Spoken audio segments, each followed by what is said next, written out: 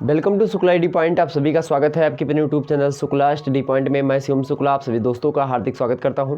दोस्तों, आज की वीडियो में हम बात करेंगे बीए फर्स्ट ईयर एजुकेशन, मतलब जिसको हिंदी में आप शिक्षा शास्त्र के नाम से जानते हैं और इसको कहीं कहीं पर पेडागोजी के नाम से भी जाना जाता है।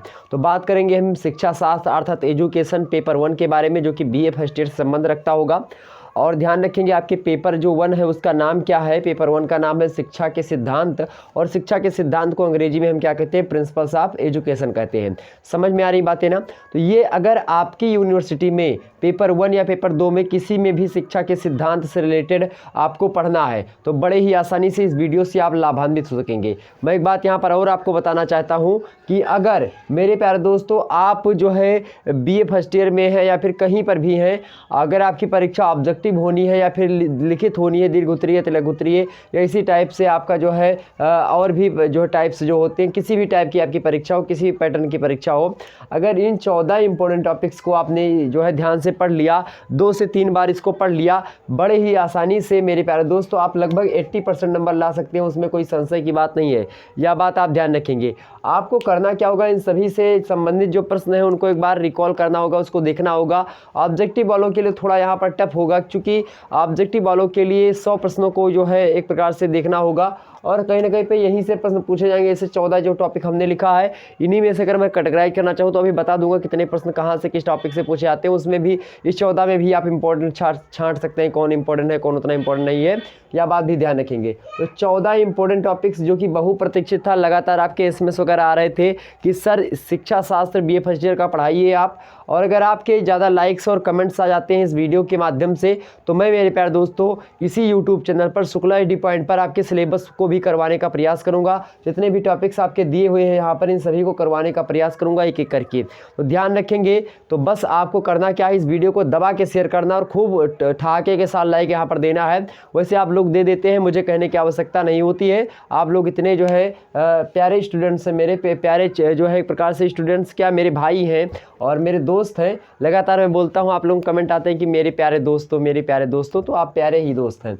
चलिए बात करते हैं आज के वीडियो के अंतर्गत शिक्षा। और यहाँ पर एक बात मैं बताना भूल गया, प्रिंसिपल्स ऑफ एजुकेशन के बारे में हम चर्चा करेंगे। प्रिंसिपल्स ऑफ एजुकेशन किसी भी ईयर में अगर आप संबंध, किसी यूनिवर्सिटी में होता है सेकंड ईयर में दिया हो, किसी में हो सकता है फर्स्ट ईयर में दिया हो, तो आप एक बार पेपर अपना खोल करके देख लीजिएगा, अपनी यूनिवर्सिटी की सीरीज देख लीजिएगा। वैसे मैं बताऊँ तो लगभग 80% जो है यूनिवर्सिटीज होती हैं ये यही सिलेबस अपना रखती है, शिक्षा के सिद्धांत को ही पहले। क्योंकि जब तक आप शिक्षा के सिद्धांत को, मतलब शिक्षा की मूलभूत जानकारी को आप ग्रहण नहीं करते हैं, तब तक मेरे प्यारे दोस्तों शिक्षा शास्त्र का पढ़ने का कोई मतलब नहीं होता है। तो यहाँ पर चलिए बात करते हैं आज की वीडियो में क्या क्या होने वाला है। आज के वीडियो में शिक्षा के अर्थ, प्रकृति, परिभाषा एवं उसके विषय क्षेत्र की विवेचना करते हुए आगे बढ़ेंगे। शिक्षा के उद्देश्य को देखते हुए, उसके कार्य को समझते हुए हम आगे बढ़ते हुए, उसके अंदर जैसे आगे बढ़ते शिक्षा के विभिन्न अभिकरण आ जाते हैं, उन अभिकरणों को समझते हुए, उन अभिकरणों में मेरे प्यारे दोस्तों कुछ औपचारिक अभिकरण होते हैं, मतलब कि उपकरण होते हैं, कुछ अनौपचारिक साधन या उपकरण होते हैं। उपकरण, अभिकरण, साधन ये एक ही होते हैं। औपचारिक साधन, अनौपचारिक साधन और उसके अनौपचारिक साधन, 3 प्रकार के साधन मैं बताने का प्रयास करूंगा। अनौपचारिक में आपका रेडियो, टेलीविजन, ये सारे के सारे आते हैं। औपचारिक में मेरे प्यारे दोस्तों आपके जो आते हैं और जो आप औपचारिक में विद्यालय वगैरह आता है, पुस्तकालय आता है, व्यायामालय आता है, एक प्रकार से जहाँ पर ऐसा कोई जो है सरकारी चीज़ या फिर फैक्चुअल चीज़ जिस पे आपको क्रमबद्धता से अध्ययन करवाया जाता हो, वो आपके औपचारिक होते हैं। जिसमें कोई नियमावली अधिकतर मात्रा में नहीं कार्य करती, उसमें मेरे प्यारे दोस्तों हम क्या इसको रखते हैं, उसको हम अनौपचारिक में रखते हैं। इसमें परिवार हो गया, राज्य हो गया, इसी प्रकार से अन्य चीज़ें होती हैं। और अनौपचारिक में आपका हमने बता ही दिया, जो डिजिटल माइंड, मतलब कि जो आप पढ़ रहे हैं मुझसे या फिर मेरे से पढ़ रहे हैं, तो ये एक प्रकार से क्या है, अनौपचारिक साधन के माध्यम से मैं आपको पढ़ा रहा हूँ। उसको समझते हुए आगे बढ़े। परिवार क्या होता है, विद्यालय क्या होता है, राज्य क्या होता है, इसको समझेंगे। आखिरकार शिक्षा की दृष्टि से परिवार की क्या भूमिका होती है शिक्षा में, विद्यालय की और राज्य की क्या भूमिका होती है, इसको जानते हुए जनसंचार के विभिन्न साधनों पर चर्चा करते हुए आगे बढ़ेंगे। शिक्षा को देखेंगे, शिक्षा किस प्रकार से सामाजिक परिवर्तन के लिए जो है एक प्रकार से महत्वपूर्ण भूमिका निभाते हैं। सामाजिक परिवर्तन में शिक्षा की क्या भूमिका है, इसको जानेंगे। और इसी के साथ ही साथ मेरे प्यारे दोस्तों, इसी के साथ ही साथ हम शिक्षा और लोकतंत्र को, मतलब कि लोकतंत्र के लिए शिक्षा किस प्रकार से जरूरी है, इसको समझेंगे। शिक्षा संस्कृति के लिए किस प्रकार से जरूरी, संस्कृति को हम जिस प्रकार से बढ़ाते हैं, जो कि कहा था संस्कृति के संबंध में कि संस्कृति एक पीढ़ी से दूसरी पीढ़ी में हस्तांतरित होती है। मतलब एक पीढ़ी जो हमारे पिताजी थे उन्होंने कुछ ऐसी चीज़ें हमारे लिए बचाई होगी जो कि उनके पिताजी ने उनको दी थी। तो वह चीज़ें से मान लेते हैं हमारे पिताजी के पिताजी ने, मतलब हमारे बाबा जी ने या दादाजी ने हमारे पिताजी को कोई कुछ मान लेते हैं, उनको जो है 100 रुपये दिए थे। अब वह 100 रुपये मान लेते हैं एक प्रकार से रुपया मैं मान लेता हूँ इस समय उसको संस्कृति को, या मान लेते कोई जो है कोई ऐसी संपदा दे दी है जो कि सामाजिक विरासत के रूप में हमको प्राप्त है। सामाजिक विरासत में आप बोल सकते हैं, जैसे मान लेते हैं जो है, अब इसे मान लेते हैं ज़मीन जायदाद हो गई, 2 बीघा खेत मान लेते हैं हमारे दादाजी ने हमारे पिताजी को दी। उसके अभी हम लास्ट में समझ लेंगे, लेकिन फिर भी यहाँ पर थोड़ा बता दें तो हमारे पिताजी ने मतलब कि हमारे दादाजी ने हमारे पिताजी को 2 बीघे खेत दी। अब उस 2 बीघे खेत का संवर्धन और जो है एक प्रकार से उसको और बढ़ा चढ़ा करके अच्छे तरीके से उसको उर्वर बना करके हमारे पिताजी उसको हमारे लिए तैयार करेंगे। अपना तो तैयार करेंगे, उसमें जो है उसकी जो उर्वरक क्षमता होगी उसके अकॉर्डिंग अपना जो है खाद्यान्न की फसलें उत्पादन करेंगे, लेकिन उसके बाद में वो हमारे लिए उसको और अच्छा बना के जाते हैं। तो इसी प्रकार से प्रकृति का जो मतलब जो संस्कृति होती है एक प्रकार से सामाजिक विरासत के रूप में कार्य करती है, जो एक पीढ़ी से दूसरी पीढ़ी में हस्तांतरित होती है संवर्धन के फलस्वरूप। मतलब कि जैसे हमारे दादाजी ने दिया था हमारे पिताजी को, ठीक वैसा खेत नहीं होगा, उसमें कुछ चेंजमेंट होगा और वह मुझको मिलेगा। तो ये होती संस्कृति। इसको हम समझेंगे तो आखिरकार शिक्षा की दृष्टि से संस्कृति को हम समझने का प्रयास करेंगे। शिक्षा का संस्कृति में क्या योगदान होता है आगे समझेंगे। शिक्षा जो है मूल शिक्षा और योग शिक्षा में क्या चीज़ें होती हैं, मतलब मूल शिक्षा क्या है और योग शिक्षा क्या है, इसकी परिभाषा और ये क्या होती है। राष्ट्रीय एकता के लिए शिक्षा किस प्रकार से जरूरी है, अंतर्राष्ट्रीय भावना के लिए शिक्षा किस प्रकार से जरूरी है, मानव संसाधन विकास के लिए शिक्षा किस प्रकार से जरूरी है, मानवाधिकार शिक्षा क्या होती है, इसको समझेंगे। मानव अधिकार के लिए शिक्षा किस प्रकार से जरूरी होता है। अगर किसी व्यक्ति को अपना अधिकार प्राप्त करना तो उसके लिए आपको उसको शिक्षित होना अति आवश्यक है। हालांकि ऐसी कोई बाध्यता नहीं है, लेकिन हाँ शिक्षा होगी तो आप अपने अधिकारों के बारे में जान सकेंगे। अपने भारतीय संविधान या फिर जो भी देश से संबंध रखते हैं उसके संविधान को, उसमें दिए गए आपके मौलिक कर्तव्य, मौलिक अधिकार और जो डीपीज एसपीज या फिर जो भी कुछ दिए गए होंगे राज्य के द्वारा, या जो वेलफेयर स्टेट बनाने के लिए या फिर लोक कल्याणकारी राज्य बनाने के लिए जो सरकार द्वारा नियमावली चलाई जाती हैं, सरकार के नियम चलाए जाते हैं, या फिर इसी प्रकार से कोई योजना लॉन्च की जाती है, तो उनका लाभ अधिकतर वही व्यक्ति पाते हैं जो उसके बारे में जानते हैं। और जानेंगे कैसे, जैसे कुछ किसी चीज़ को जानने के लिए आपके पास ज्ञान होना चाहिए, और ज्ञान कैसे आता है, शिक्षा के माध्यम से। जब आप शिक्षा ग्रहण करते हैं तो आपको ज्ञान की प्राप्ति होती है। हालांकि ज्ञान जो है कहीं से शिक्षा से भी मिलता है और व्यवहारिक ज्ञान भी मिलता है। There are 2 type of knowledge. 2 प्रकार के आपके ज्ञान होते हैं। एक तो एक प्रकार से विद्यालय के द्वारा मिलता है औपचारिक, एक अनौपचारिक होता है जो कि समाज के द्वारा, परिवार के द्वारा, राज्य के द्वारा या क्षेत्र समूहों के द्वारा, मतलब कि आस पड़ोस के द्वारा, भाई पटीदार के द्वारा आपको प्राप्त होता है, अपने बड़ों के बुजुर्गों से प्राप्त होता है। तो कहीं ना कहीं पे उसको भी हम समझेंगे। और भारतीय संविधान के में जो है किस प्रकार शिक्षा के बारे में बताया गया है। भारतीय संविधान में मानवाधिकार कैसा कि मानवाधिकार मतलब जो आपके मौलिक अधिकार दिए गए, फंडामेंटल राइट्स, वह क्या है और उसके बाद में कर्तव्य क्या क्या दिए गए हैं, इसके बारे में हमको यहाँ पर जानना होता। तो ये सारे टॉपिक आपके इंपॉर्टेंट हैं, इनको पढ़ना है। आइए एक एक पर थोड़ा थोड़ा आराम से हम समझने का प्रयास करते हैं। एक मोटी समझ आपको आपके अंदर विकसित होने वाली इस वीडियो को देखने के माध्यम से, तो बड़ी ही आसानी से वीडियो में बने रहिएगा।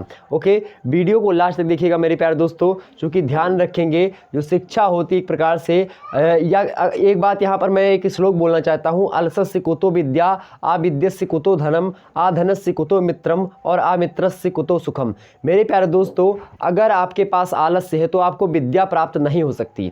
ध्यान रखेंगे, आलस्य का परित्याग आपको करना पड़ेगा। जब आप आलस्य का परित्याग करेंगे तभी आपको शिक्षा रूपी जो धन संपदा होती एक प्रकार से वह प्राप्त होगी। शिक्षा जो होती ना तो चोर उसको चुरा सकता है, और ना ही मेरे प्यारे दोस्तों उसको वायु सुखा सकती है, ना उसको जल जो होता है उसको गीला कर सकता है।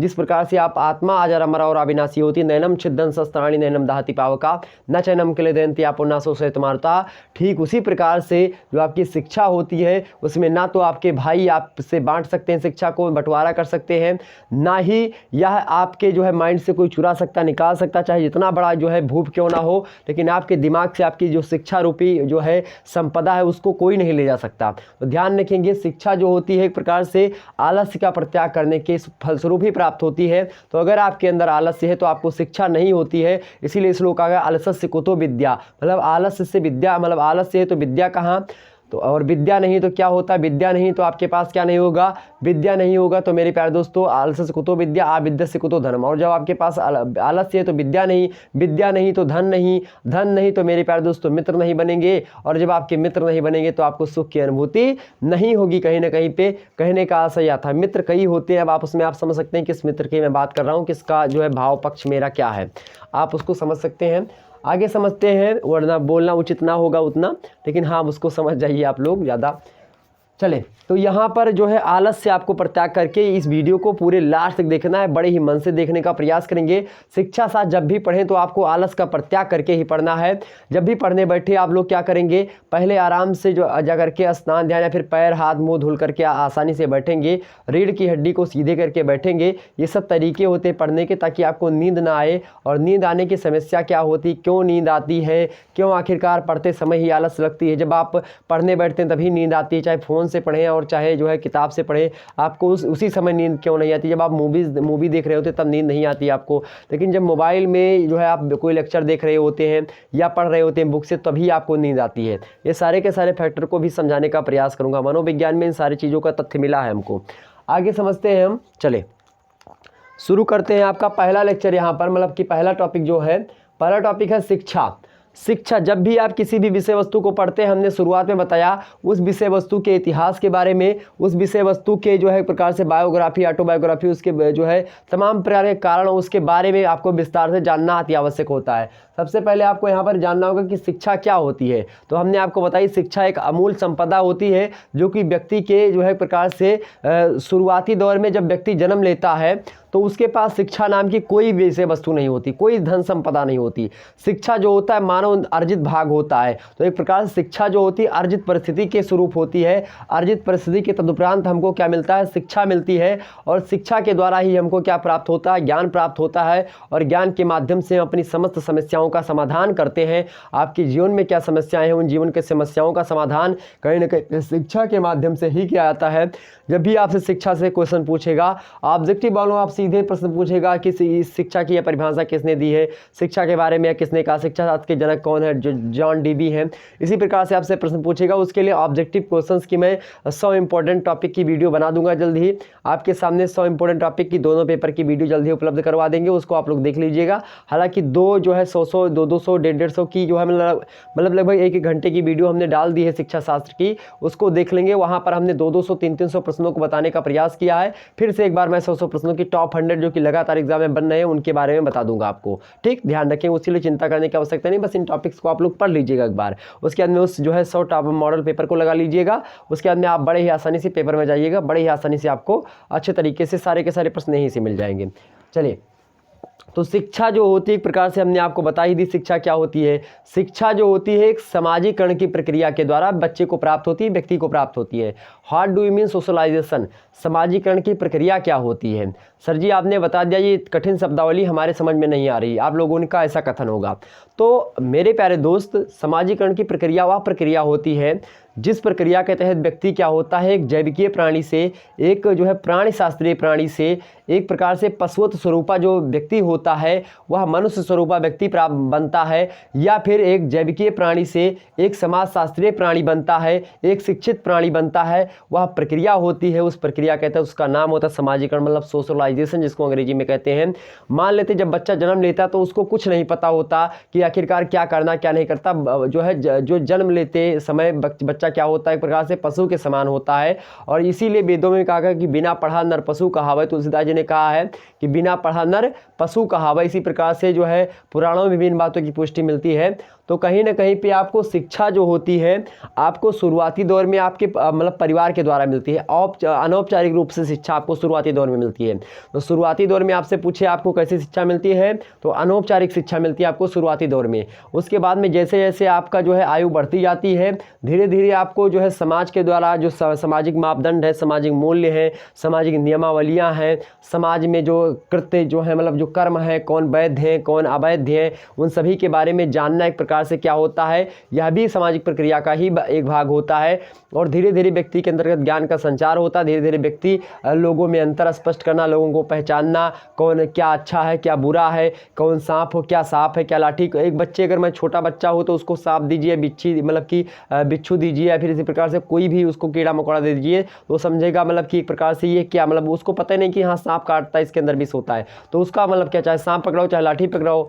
तो कहीं ना कहीं पे शिक्षा जो विकास होता है शिक्षा का, वह समाजीकरण की प्रक्रिया के तहत शिक्षा का विकास होता है। और समाजीकरण की प्रक्रिया के तहत क्या होता है, छोटा बच्चा धीरे धीरे करके अपने समाज में, अपने घर में रहता है, अपने परिवार में लोगों से सीखता है बहुत सारी चीज़ें, और सीखने के बाद में वह जब 4-5 साल का हो जाता है तो उसको विद्यालय में अर्थात औपचारिक संस्था में प्रवेश दिलवाया था। और औपचारिक संस्था उसकी क्रमबद्धता से एक प्रकार से 1, 2, 3, 4 या फिर पहले पीजी, नर्सरी, केजी 1, 2, 3, 4 इस प्रकार से उसके एक प्रकार से एक हर वर्ष प्रत्येक वर्ष में अलग अलग पाठ्यक्रम, अलग अलग पाठ्य पुस्तक को उसको पढ़वाता है। और वह बच्चा एक प्रकार से एक सामाजिक प्राणी के रूप में हमारे सामने बन करके उभरता है।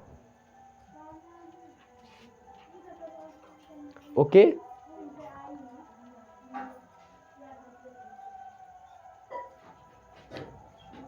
एक मिनट के, हाँ चलिए आगे बढ़ते हैं। तो हमने आपको बताया मेरे प्यारे दोस्तों, शिक्षा के बारे में हमने आपको समझा दिया। तो शिक्षा क्या होती, मनुष्य के व्यक्तित्व के विकास में शिक्षा का एक महत्वपूर्ण योगदान होता है। इसी के तहत ये सारे के सारे शिक्षा के अर्थ ही हैं। और अब जब भी आपसे पूछा जाएगा, जब मैं विस्तार से समझाऊंगा तो उसमें किस विद्वान ने कौन सी परिभाषा दी है उसको हम विस्तार से समझा देंगे। आइए बात करते हैं। तो अर्थ क्या होता है, अर्थ और परिभाषा आपने समझ ली कि क्या होता है। प्रकृति का सीधा सा मतलब होता है आखिरकार इसका नेचर कैसा है। शिक्षा शास्त्र क्या नेचर इसका क्या होता है। मेरे प्यारे दोस्तों, शिक्षा शास्त्र एक प्रकार से जो है विज्ञान है या फिर आर्ट है, ये होती है उसकी प्रकृति। तो इसको भी जानेंगे किसी दिन हम विस्तार से, आखिरकार शिक्षा विज्ञान है कि नहीं है। वैसे शिक्षा शास्त्र जो होता है आपका, या विज्ञान की ही श्रेणी में कहीं ना कहीं पे रखा जा सकता है। और कहीं ना कहीं मेरे प्यारे दोस्तों, शिक्षा जो होती है इसमें वैज्ञानिकता का भी प्रयोग होता है और वैज्ञानिक तरीके से ही बच्चे को पढ़ाया जाता है। क्योंकि ये सारे के सारे मुद्दे होते हैं कहीं ना कहीं पे वैज्ञानिकता भी पर ही भी आधारित है कहीं ना कहीं पे, और यह भी आर्ट पर भी है। तो कहीं ना कहीं पे दोनों पे कहीं ना कहीं पे होता है। तो इसको आपको चिंता करने की आवश्यकता नहीं, विस्तार से एक दिन समझा देंगे। ओके, तो शिक्षा का अर्थ क्या होता है, प्रकृति क्या होती है, विषय क्षेत्र। शिक्षा किन किन क्षेत्रों में हमको देखने को मिलती है। तो विषय क्षेत्र में आप सीधे सीधे देखते हैं, राष्ट्रीय एकता के लिए शिक्षा, अंतर्राष्ट्रीय भावना के लिए शिक्षा, मानव संसाधन विकास के लिए शिक्षा, मानवाधिकार शिक्षा, भारतीय संविधान, मतलब हर एक क्षेत्र में शिक्षा का क्षेत्र जो है अत्यंत व्यापक है। शिक्षा को हम संकुचित नहीं रख सकते कि छोटा रख के हम एकदम से शिक्षा का क्षेत्र जो है संकुचित बना दें। हाँ, शिक्षा जो होती है अपने व्यापक स्तर को एक प्रकार से अपने में सभी समस्त विषयों को पिरोए हुए, कोई भी विषय वस्तु ऐसी नहीं जिसमें शिक्षा की भूमिका ना हो। बिना शिक्षा के कोई विषय वस्तु पढ़ना एक प्रकार से दैट इज इम्पॉसिबल, संभव ही नहीं मेरे प्यारे दोस्त। तो यहाँ पर शिक्षा जो होती है इसका विषय क्षेत्र अत्यंत व्यापक है। इसके लिए जो है विस्तार से हम एक दिन बता देंगे क्या होता है क्या नहीं होता है। आगे समझते हैं थोड़ा शिक्षा के उद्देश्य। उद्देश्य का मतलब क्या होता है, यहाँ पर मैं केवल यह समझाने का प्रयास करूँगा आखिरकार इसका मतलब क्या होता है। ऐसे कैसे प्रश्न पूछे जाएंगे आपसे। तो शिक्षा के उद्देश्य क्या होते हैं और उसके कार्य क्या होते हैं। तो शिक्षा के उद्देश्य, आखिरकार शिक्षा का उद्देश्य क्या होता है। शिक्षा का उद्देश्य सीधा सा होता है कि आपको एक प्रकार से आपके व्यक्तित्व का विकास करे, आपका पर्सनालिटी डेवलपमेंट, आपका स्किल डेवलपमेंट, कौशल विकास आपका, इसी प्रकार तमाम सारे जो विकास होते हैं वो आपके शिक्षा के ही माध्यम से होते हैं। समस्त जो आपके जीवन की समस्त समस्याएं होती हैं उन समस्त समस्याओं का हल कहीं ना कहीं पे शिक्षा के द्वारा ही हमको मिलता है। तो शिक्षा एक प्रकार से बहुमुखी प्रतिभा संपन्न चीज़ है जो कि हर एक क्षेत्र में हमारा निदान करती है और हमें सहयोग करती है और हमारा क्या करती है, मार्गदर्शन करती है। तो शिक्षा क्या होती है, एक प्रकार से एक दवा की भांति है जो हर एक इलाज में काम आती है। मतलब शिक्षा उस दवा की भांति मेरे प्यारे दोस्तों, जो आपके पास मतलब आप बुखार है तो भी वही दवा खिलाइए, और उसके बाद में आपका शरीर दर्द करा तो भी वही दवा, मतलब कामी फिल्म की तरह कार्य करता है। तो कहीं ना कहीं भी मेरे प्यारे दोस्तों, शिक्षा जो होती है इसका उद्देश्य भी संकुचित नहीं होता है। इसका कई उद्देश्य होते हैं शिक्षा के। शिक्षा का एक दो उद्देश्य नहीं होता, बहुत सारे उद्देश्य होते हैं। अत्यंत व्यापक चीज़ शिक्षा होती है। तो समझेंगे किसी दिन क्या क्या उद्देश्य होते हैं। हमने वैसे बता दिया जनरली आपको थोड़ा थोड़ा। आगे देखते हैं कार्य क्या होता है। शिक्षा के भैया बहुत कार्य होते हैं। अब शिक्षा के कार्य क्या होते हैं, व्यक्ति को एक प्रकार से व्यक्ति का व्यक्तित्व का विकास करना भी शिक्षा का कार्य होता है। राष्ट्रीय एकता को मतलब बनाना, राष्ट्रीय एकता को बढ़ावा देना शिक्षा का कार्य होता है। अंतर्राष्ट्रीय भावना के लिए व्यक्ति के अंदर जो है प्रेरित करना, मानव संसाधन के बारे में जानकारी देना, मतलब शिक्षा एक प्रकार से शिक्षा के बहुत सारे कार्य होते हैं। उन कार्य को किसी दिन चर्चा करेंगे, कौन से कार्य होते हैं, औपचारिक कार्य, अनौपचारिक कार्य, बहुत प्रकार के कार्य होते हैं जो कि शिक्षा के द्वारा ही होते हैं। मान लेते हैं शिक्षा का कार्य यह भी, तो शिक्षा एक प्रकार से आपने ग्रहण किया, अब आप उस किस प्रकार से उसको आप अपने कार्य में लगा रहे हैं, आप क्या कर रहे हैं, समस्याओं के समाधान के लिए आप शिक्षा का प्रयोग करते हैं, या फिर कहीं पर जो है आप चोरी डाका डालने के लिए शिक्षा का प्रयोग करते हैं, या किस अवस्था में आप शिक्षा का प्रयोग करते हैं। आप देखते हैं बड़े बड़े जो है डॉन या गुंडे होते हैं, आप मूवीज़ में देखते होंगे, वो शिक्षा का प्रयोग किस लिए करते हैं, वो एक प्रकार से पुलिस को धोखा देने के लिए करते हैं। तो कहीं ना कहीं पे शिक्षा के विभिन्न आयाम हैं, विभिन्न जो है एक प्रकार से उसके कार्य होते हैं, समझेंगे किसी दिन, बड़े ही आसानी समझने का प्रयास करेंगे, कोई भी मुद्दा छोड़ करके जाएगा नहीं। यह बात आपको पता भी है। समाज शास्त्र आपने पढ़ा होगा, हिंदी साहित्य पढ़ा होगा, या फिर कोई भी विषय वस्तु आपने हमसे पढ़ी होगी, विस्तार से हमने समझाने का प्रयास किया होगा आपको, और एक मुद्दे को आपकी अपनी भाषा में समझाने का प्रयास करता हूं। बस आप लोगों की एक प्रकार से कृपा दृष्टि है, और आप लोग ही जो है वीडियो को ज़्यादा से ज़्यादा शेयर करेंगे, मोटिवेशन मिलेगा मुझे, मैं और अच्छे तरीके से आपको बताने का प्रयास करूँगा। ध्यान रखें, जब भी कोई व्यक्ति आता है तो मान लेते आज मैं लेक्चर बना रहा हूँ, आज जो बातें मैं आपको बता दूंगा, हो सकता है मैं 10 दिन बाद या फिर 1 महीने बाद अगर यही लेक्चर फिर से बनाऊं तो उसमें हो सकता है कुछ और बातें बता दूं आपको, या फिर उसके 1 महीने बाद तो और कुछ बातें बता दूं। चूंकि जो शिक्षा होती है यह जीवन पर्यंत चलती रहती है। कोई व्यक्ति केवल किशोरावस्था या प्रौढ़ावस्था तक ही नहीं सीखता है। आप शैशवावस्था से लेकर के बाल्यावस्था, किशोरावस्था, उसके बाद में जो है प्रौढ़ावस्था, वृद्धावस्था, यहाँ तक कि मृत्यु पर्यंत तक आप जो है लगातार सीखते ही रहते हैं। व्यक्ति का समाजीकरण होता ही रहता है। तो कहीं ना कहीं पे यहाँ पर आपको शिक्षा के विभिन्न कार्य होते हैं, विभिन्न उद्देश्य होते हैं। आगे समझते हैं। नेक्स्ट है आपका शिक्षा के अभिकरण क्या होते हैं। अभिकरण मीन्स होता है आपका साधन, अभिकरण मीन्स होता है आपका उपकरण, कुछ भी ले सकते हैं। अब इसमें औपचारिक होता है, कुछ अनौपचारिक होता है, कुछ नौपचारिक होता है। हमने आपको बताया जो औपचारिक साधन होते हैं वह क्रमबद्धता से एक प्रकार से जो स्कूल होता है या जो विद्यालय होते हैं, कॉलेज या संस्थाएं होती हैं, वह संस्थाएं करती क्या हैं, वह संस्थाएं जब आपका अध्ययन करवाती हैं तो आपके अध्ययन के फलस्वरूप एक प्रकार से मार्कशीट वगैरह फिर आपको पास करके देती हैं। जैसे मान लेते हैं विद्यालय में आप जो है नर्सरी में पढ़े या फिर केजी में पढ़े, आपने पीजी में पढ़ा होगा, मतलब कि पीजी मतलब कि जो छोटा सबसे निचले लेवल का होता है, वैसे पीजी का मतलब पोस्ट ग्रेजुएशन भी होता है। तो वो पोस्ट ग्रेजुएशन वाला पीजी नहीं बता रहा हूँ मैं, जो नीचे वाला होता है, जो शुरुआती दौर में होता है। अब 1 पढ़ा, 2 पढ़ा, 3 पढ़ा, एक प्रकार से क्रमबद्धता बनी हुई है। तो 1 के बाद 2, 2 के बाद 3, इस प्रकार से आप पढ़ते चले जाते हैं। तो यह औपचारिक साधन है। औपचारिक मतलब सीधा सीधा कानूनी क्रमबद्धता से जो चीज़ें हो रही हों, मतलब एक प्रकार से एक जो है नियमावली के माध्यम से पूरा का पूरा एक ब्यौरा बना करके सारी चीज़ें अगर हो रही हैं तो वह कहीं ना कहीं मेरे प्यारे दोस्तों औपचारिक साधन। औपचारिक साधन में क्या आते हैं आपके, औपचारिक साधन में आपका मेरे प्यारे दोस्तों विद्यालय हो गया, पुस्तकालय हो गया, व्यायामालय हो गया, या इसी प्रकार से जो मान लेते जो क्रिकेट वगैरह जो खिलवाते हैं वह मैदान में जो एक प्रकार से जो है लगातार जो एक प्रकार से मान लेते हैं जो मतलब जैसे स्कूल में दाखिला लेते हैं उसी प्रकार शिक्षा का भी स्कूल होता है, तो उसमें दाखिला लें या फिर किसी प्रकार का स्कूल हो उसमें दाखिला लेकर के अगर क्रमबद्धता से कोई चीज़ करवाई जाती है तो उसको औपचारिक साधन कहते हैं। दूसरा फैक्टर है आपका अनौपचारिक साधन। अनौपचारिक साधन का मतलब होता है जैसे बच्चा जब घर में पैदा होता है तो घर में पैदा हुआ तो घर के सदस्यों के द्वारा धीरे धीरे मान लेते हैं उसने देखा कि हाँ लोग पानी पी रहे हैं, तो पानी शुरुआत में मम वगैरह बोलता है, मम मम कहता रहता है। इसी प्रकार से धीरे धीरे और बढ़ता जाता है, तो घर के लोगों के द्वारा जो कही गई बातें होती हैं उन्हीं को सुनता है और उसी के अकॉर्डिंग बातें किया करता है। धीरे धीरे बच्चा बड़ा होता है, उसको उसके घर वाले सिखाते हैं कि बेटा ये मछली जन की रानी है, जीवन उसका पानी है, हाथ लगाओ तो जल जाएगी, बाहर निकालो मर जाएगी, इस प्रकार से कुछ समझाते हैं।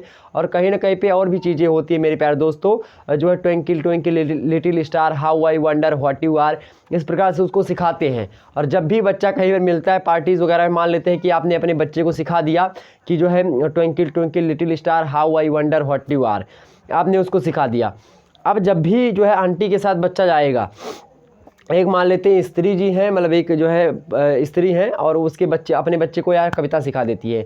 अब जब भी वह कहीं फंक्शन में या पार्टी में या किसी के दूसरे के यहाँ पे जाएंगे तो किसी दूसरे जब कोई बंदा मिलेगा, कोई दूसरी औरत मिलेगी या कोई दूसरा जो है पुरुष मिले या फिर कोई भी व्यक्ति मिलता है, तो उसको कहते हैं कि बेटा अंकल जी को सुना दो अपना जो पोएम थी ट्विंकल ट्विंकल वाली। तो बच्चा कहेगा twinkle twinkle little star, how I wonder what you are, तो एक बार सुनाएगा। फिर दूसरा कोई बंदा मिला, उसको कहे हाँ इसको भी सुना दो, उसको भी सुना देगी। तीसरी बार कहेगी सुना दो, उसको भी सुना देगी। लेकिन जब चौथी बार कहेगी तो वो नहीं सुनाएगी, क्योंकि एक प्रकार से आपसे अगर एक चीज़ें बार बार कही जाए, एक ही बात अगर आपसे 3-4 बार कह दी जाए तो आपको भी गुस्सा आ जाएगा। तो एक प्रकार से उसके अंदर भी भावात्मक विकास, संवेगात्मक विकास हो रहा होता है बच्चे का उस समय, और कहीं ना कहीं पे आप उसको टार्चर करते रहते कि ये सुना दो सुना दो। अगर बार बार एक ही बातें उससे कह देंगे तो वो भी गुस्सा मतलब कि हो जाता है और नहीं सुनाता है। तो कहीं ना कहीं पे आपको वह एक प्रकार से जो उसकी माता जी ने सिखाया था, चूँकि बहुत सारे विद्वानों ने कहा है, आपसे कथन पूछा था कि जो है जो माता होती है सबसे पहली अध्यापिका होती है। तो बच्चे की सबसे पहली अध्यापिका उसकी माता होती है। अपनी माता से बच्चा जो है एक प्रकार से बहुत सारी चीज़ें ग्रहण करता है, तो एक प्रकार से वह अनौपचारिक साधन के तदुपरांत सीखता है। तो बच्चा अपनी माता से, पिता से, अपने भाई बंधुओं से, अपने आस पड़ोस के लोगों से, अपने परिवार के सदस्यों से जो कुछ भी सीखता है वह अनौपचारिक होता है। क्या होता है? वह अनौपचारिक होता है। समझ में आई बातें? अनौपचारिक जो एक प्रकार से जो क्रमबद्धता से ना सिखाया जा रहा हो सकता है आपको कविता ये सिखाती है, मतलब कि कोई जरूरी है कि घर पे बैठ के आप आसानी से जैसे विद्यालय में पढ़ाई होती है वैसे आप करवाते हैं, वैसे न करवाते होंगे। तो कहीं ना कहीं पे जो अनौपचारिक साधन ट्यूशन वगैरह जो होते हैं अनौपचारिक साधन ही है। ठीक है, यह बात भी ध्यान रखेंगे। कोई ट्यूशन एक संस्था नहीं होती, आपके घर में आकर के कोई पढ़ाता है तो एक प्रकार से वह क्या है? अनौपचारिक सी साधन के अंतर्गत आते हैं। तो ये होते हैं अभिकरण। नौपचारिक साधन होते हैं, जैसे मान लेते हैं टेलीविजन के माध्यम से, मतलब टेलीविजन के माध्यम से पढ़ रहे हैं आप, या फ़ोन से पढ़ रहे हैं, रेडियो से पढ़ रहे हैं, या किसी ऐसे साधन से पढ़ रहे हैं जो कि एक प्रकार से ना तो मतलब जैसे फ़ोन से यहाँ पर मैं पढ़ा रहा हूँ आपको, अब यहाँ से मैं आपको पढ़ा रहा हूँ, आप पढ़ रहे हैं बड़ी आसानी से। अब एक प्रकार से आप कैसी भी शिक्षा ग्रहण कर रहे हैं? अनौपचारिक शिक्षा ग्रहण कर रहे हैं।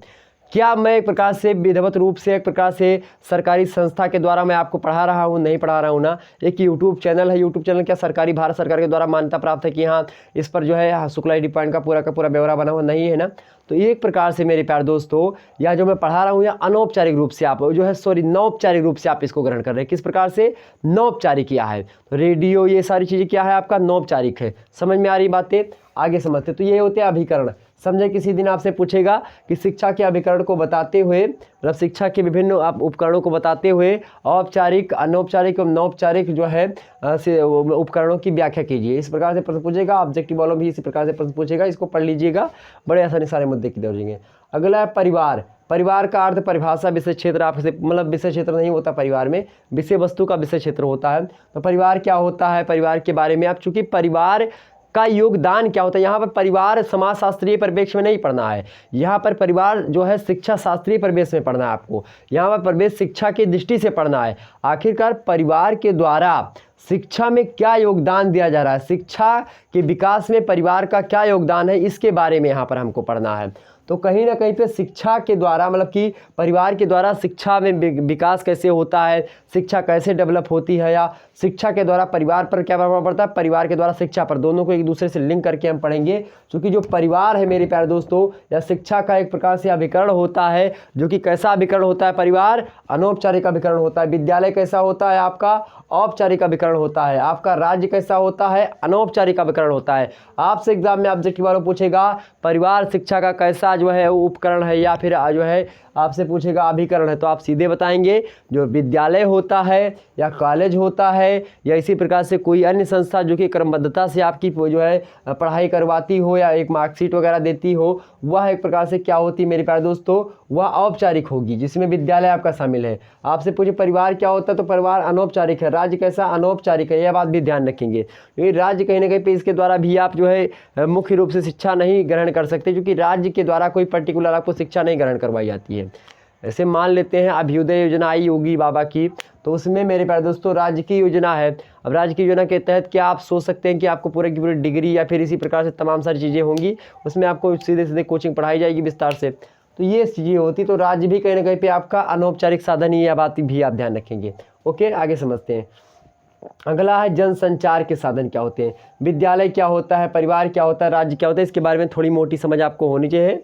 तो यहाँ पर परिवार जो होता है एक प्रकार से विभिन्न लोगों का समूह होता है, विभिन्न ऐसे लोगों का समूह होता है जो कि अब परिवार कई प्रकार के, संयुक्त परिवार होता है, केंद्रीय परिवार होता है, नाभिकीय परिवार।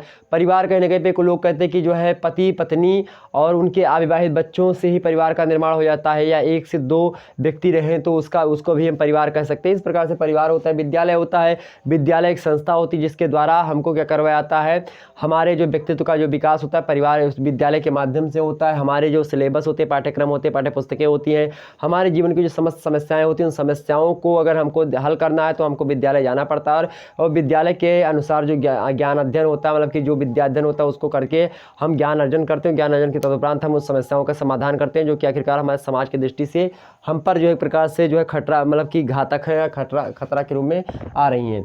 आगे समझते हैं आपका जनसंचार के साधन। जनसंचार क्या होते हैं? संचार मतलब होता है एक प्रकार से आपका ऐसे रेडियो टेलीविजन ऐसी प्रकार से तमाम सारी चीज़ें होती हैं, ये संचार के साधन होते हैं। Radio television mobile phone, okay, ये सब होते हैं आपके क्या, ये सब होते हैं जनसंचार। तो इसके साधन के बारे में पढ़ना। आखिरकार रेडियो से शिक्षा किस प्रकार से बढ़ी, टेलीविज़न की शिक्षा, जैसे फिर फ़ोन के माध्यम से शिक्षा, ऑनलाइन शिक्षा जो आजकल है, इसके बारे में भी प्रश्न आपसे एग्जाम में पूछा जा सकता है। तो इसी कहीं ना कहीं पे ये होता है। आगे समझ शिक्षा और सामाजिक परिवर्तन। आखिरकार शिक्षा के जैसे जैसे शिक्षा आप देखते होंगे, पहले ज्वाइंट फैमिली रहा करती समाज में मेरे प्यारे दोस्तों स्त्रियों की शिक्षा उतनी अधिक मात्रा में पहले नहीं थी। इसके कारण से तलाक जैसी समस्याएं नहीं हुआ करती थी। हिंदू विवाह जो होता था एक प्रकार से संस्कार होता था, और हिंदू विवाह में विवाह विच्छेद अर्थात तलाक जैसी कोई व्यवस्था नहीं पाई जाती थी। बाद में क्या हुआ, पढ़ा लिखा समाज हुआ, लोगों ने पढ़ा लिखा और लोगों मतलब कि औरतों की भी मजबूरियों को समझा। कहीं ना कहीं पे जो कर रहे हैं हम लोग गलत कर रहे हैं, तो ये मुद्दे को देखते हुए उन्होंने पढ़ा लिखा, और पढ़ने के लिए तदुपरांत तमाम सारे नियम कायदे बनाए गए। 1954 ईस्वी में मतलब कि आपका हिंदू विवाह अधिनियम आया, विशेष विवाह अधिनियम 1955 ईस्वी में आया। उसके तहत विवाह विच्छेद की मतलब कि विवाह विच्छेद मतलब तलाक की व्यवस्था हिंदुओं में भी कर दी गई। तो कहीं ना कहीं पे यह सब शिक्षा के ही माध्यम है। पहले आप जो देखते थे एक प्रकार से जो है मेरे प्यारे दोस्तों गंधर्व विवाह मतलब कि प्रेम विवाह जो होता था उसको वैधता नहीं प्राप्त थी। एक जाति का व्यक्ति दूसरी जाति में विवाह नहीं कर सकता था, अनुलोम विवाह या प्रतिलोम विवाह नहीं कर सकता था। यह समाज में बहुत सारी जो चीज़ें, जो संयुक्त परिवार होता था, लोग घर में मतलब एक साथ ही रहते थे, लोग बंटवारा नहीं करते थे। आज नाभिकीय परिवार, केंद्रीय परिवार में जो है समाज बंट चुका है। समाज के लोग एक प्रकार से पहले धोती कुर्ता हिंदू लोग पहनते थे, अंगोछा रखते थे, मुस्लिम को कुर्ता धोती मतलब कि कुर्ता और पैजामा और टोपी रखते थे। इसी प्रकार से अन्य लोग अलग अलग प्रकार की जो है वेशभूषा धारण करते थे, अलग अलग विद्या भी अध्ययन करते थे। लेकिन धीरे धीरे पाठ्यक्रम में भी चेंजमेंट आता गया, हमारी संस्कृति में भी चेंजमेंट आता गया, समय बीतता गया। समय बीतने के तदुपरांत हमारे जो है कल्चर में भी परिवर्तन आता गया, और कल्चर में जो हमारी सामाजिक विरासत थी उसमें परिवर्तन होता गया। इसके तदुपरांत मेरे प्यारे दोस्तों एक प्रकार से सामाजिक परिवर्तन होता गया। सामाजिक परिवर्तन प्रकार से कई प्रकार का होता है, सांस्कृतिक परिवर्तन, धार्मिक परिवर्तन, राजनीतिक परिवर्तन, आर्थिक परिवर्तन, इसी प्रकार से जनसंख्यात्मक परिवर्तन, प्रौद्योगिकीय परिवर्तन। अनेक क्षेत्रों जैसे मान लेते पहले आपको अगर पंखा करना होता था, मान लेते मैं एक बार दिखाऊँ आपको, एक बार आपको इसे मान लेते हवा खाना होता था, तो एक चीज़ होती थी पहले आपके पास, ये चीज़, इसको जानते हैं आप लोग, ये इसको कहते हैं हैंड फैन। क्या कहते हैं इसको? हैंड फैन कहते हैं। तो ये होता था पहले आपका जो है मान लेते इसको बेना कहा जाता है गांव की भाषा में। तो यह होता था आपके जो है हवा खाने के लिए, या जब ये भी नहीं था तो आप पेड़ के नीचे लेटते थे तो वह हवा देता था। उसके बाद में बेना का विकास हुआ, मतलब कि एक प्रकार से हैंड फैन का विकास हुआ। हैंड फैन के विकास के तुरंत तब हाथ दर्द करने लगा। लोगों ने सोचा कि कुछ ऐसा क्या है, पंखे का विकास हो गया। पंखे का विकास हो गया तो बिजली से चलता था। उसके बाद में कुछ ऐसे पंखे का विकास हुआ जो कि सोलर सिस्टम से चलने लगा। एक प्रकार से पंखे से अब गर्मी नहीं जा रही थी। अब हुआ क्या, लोगों ने कूलर बना दिया, उसमें पानी डाल करके उसको चला दिया तो ताकि जो है थोड़ी ठंडी ठंडी हवा लगने प्रारंभ हो जाए। तो कूलर चला, कूलर आ गया। उसके बाद धीरे धीरे कूलर से भी ठंडी मतलब कि गर्मी नहीं गई। अब क्या हुआ, अब जो है लोग घर में एयर कंडीशनर लगवाने लगे, एसी लगवाने लगे, तो वातानुकूलित चीज़ें लगवाने लगे। तो कहीं ना कहीं पे ये सामाजिक परिवर्तन ही है, जो कि एक प्रकार से कैसा परिवर्तन है, सांस्कृतिक परिवर्तन है। संस्कृति में जो सामाजिक विरासत थी वह धीरे धीरे परिवर्तित होती चली गई, और आज हमारे समाज में विभिन्न क्षेत्रों में परिवर्तन हो चुका है। और कहीं ना कहीं पे इसका सबसे महत्वपूर्ण जो योगदान दिया है इस परिवर्तन में, वह दिया है किसने? शिक्षा ने। इसीलिए शिक्षा और सामाजिक परिवर्तन के बारे में यहाँ पर हमको अध्ययन करना होता है। तो शिक्षा के द्वारा समाज में किस प्रकार से परिवर्तन हुआ, इस मुद्दे को यहाँ पर हमको जानना होगा। साथ ही साथ नेक्स्ट आपका जो इम्पोर्टेंट टॉपिक है शिक्षा तथा लोकतंत्र। आखिरकार पहले जो हुआ करता था राजतंत्र था, राजशाही थी, तानाशाही सरकार रहती थी। एक राजा हुआ करता था, कुछ मंत्री हुआ करते थे, कुछ उसके बारे में उसके कुछ सलाहकार हुआ करते थे जो विभिन्न क्षेत्रों से संबंध रखते थे। जैसे कुछ अर्थ से होते थे, कुछ राजनीति पक्ष से होते थे, कुछ समाज क्षेत्र से होते थे, कुछ किसान के होते थे। इसी प्रकार से लोग राज दरबार में बैठा करते थे। बाद में हुआ क्या, राजशाही में एक प्रकार से राजा का दबदबा बना रहता था, अनुवांशिकता पर राजतंत्र हुआ करता था, जैसे कि राजा का बेटा ही राजा बना करता था। इसी प्रकार से बहुत इसमें जो है एक प्रकार से क्या होता था, जो व्यक्ति धनी होता था वह धनी होता ही चला जाता था, जो गरीब था वह गरीब ही था। इस प्रकार से बड़ी ही चीज़ें यहाँ पर गंभीरता से मतलब कि बहुत एक प्रकार से समाज में विरूपता उत्पन्न हुई, वैमनस्यता फैली। इसके तदुपरांत क्या हुआ, शिक्षा आई लोगों में, लोगों ने क्या किया, अध्ययन करना प्रारंभ कर दिया, लोगों के अंदर ज्ञान का विकास हुआ। उसके फलस्वरूप लोगों ने अपने अधिकारों की मांग करना प्रारंभ कर दिया। सर्वप्रथम पहली बार 1215 ईस्वी में जनता ने राजा के खिलाफ आवाज़ उठाई। 1215 ईस्वी में इंग्लैंड की बात है, और 1215 ईस्वी में मेरे प्यारे दोस्तों हुआ क्या, मैग्ना कार्टा कहीं ना कहीं पे आया और मैग्ना कार्टा के तहत राजा ने कुछ अधिकार दिए जनता को कि आखिरकार आपके भी कुछ अधिकार होते हैं। राज्य जो राजा हुआ करता था उसने अधिकार दिया, एक पत्र लिखा, उसका नाम था मैग्ना कार्टा, और उस मैग्ना कार्टा में कुछ व्यक्तियों को अधिकार मिले, जो अधिकार किस कारण मिले, शिक्षा के द्वारा ही मिले। तो कहीं ना कहीं पे शिक्षा जो होती है यह बहुत ही महत्वपूर्ण चीज़ है। आपके घर में अगर पुलिस आती है तो आप डर के भाग जाते हैं, अगर वहीं आप शिक्षित हैं तो आप सीधे पूछेंगे आखिरकार आप क्यों आए हैं मेरे दरवाजे पर, तो वह कहेगा कि जो है मैं इस कारण से आया हूँ, आपके खिलाफ अगर जो है कोई कार्य आपने किया होगा गलत तो उसके लिए आया होगा। आपको अगर पुलिस जो है पकड़ ले जाता है तो आपको 24 घंटे के अंदर आपको कहाँ पर जाना, जो ले जाना उसको पड़ेगा, तो वह न्यायालय में पेश करना उसकी मजबूरी है। वह 24 घंटे के अंदर आपको न्यायालय में पेश करना होगा उसको, आने जाने के समय को छोड़कर। तो ये सारी चीज़ें आप तब जानेंगे जब आप अपने भारतीय संविधान को या फिर जो भी जिस भी देश से हैं आप उस संविधान को पढ़ेंगे। तो कहीं ना कहीं मेरे प्यारे दोस्तों ये सभी तभी संभव होगा जब आप शिक्षा ग्रहण करेंगे। तो शिक्षा तथा लोकतंत्र, इसी के कारण से जब राजतंत्र मतलब कि 1215 में मैग्ना कार्टा और लोगों में अधिकार में लोगों को अधिकार मिले, लोगों को अधिकार धीरे धीरे मिलते गए। इसके बाद में क्या हुआ, लोगों के अंदर जो है एक प्रकार से ज्ञान आता गया, लोगों के विचार में वृद्धि होती गई। जब विचारों में वृद्धि हुई, जब विचारों के विचार में वृद्धि हुई, अब विचारों के ज्ञान पूंजी इकट्ठा होने लगे, बहुत सारे जो है प्रकार दार्शनिक हमारे सामने आते रहे।